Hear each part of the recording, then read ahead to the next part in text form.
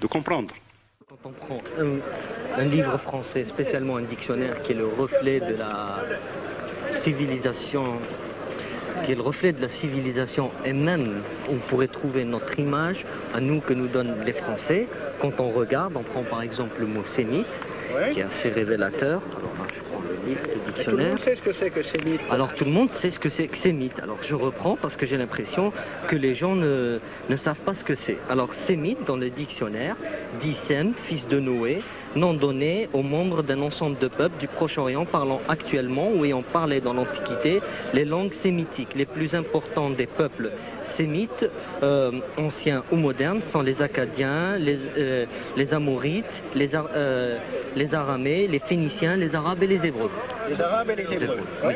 Donc, alors maintenant, on va voir qu'est-ce que veut dire le mot antisémite, qui pour nous veut dire opposé. On est bien d'accord sur ce plan-là. Bon, on va voir ce qu'en pense le dictionnaire. Alors, pour le mot antisémite, alors la définition est très courte, hein, c'est étrange, c'est hostile aux juifs. Alors, puisque être antisémite, c'est être hostile aux juifs. Alors qu'est-ce que serait être hostile à l'arabe? Tu es un arabe, qu'est-ce qu'on qualifierait ça de quoi? Puisque oui, tu dis que les arabes effectivement sont sémites aussi, et antisémite c'est uniquement hostile aux juifs, donc d'après toi, d'après le dictionnaire... Non, il y a pas quelque chose, il y a quelque chose qui cloche là. Quand on tue un arabe, on n'est pas antisémite, mais quand on tue un juif, on est antisémite.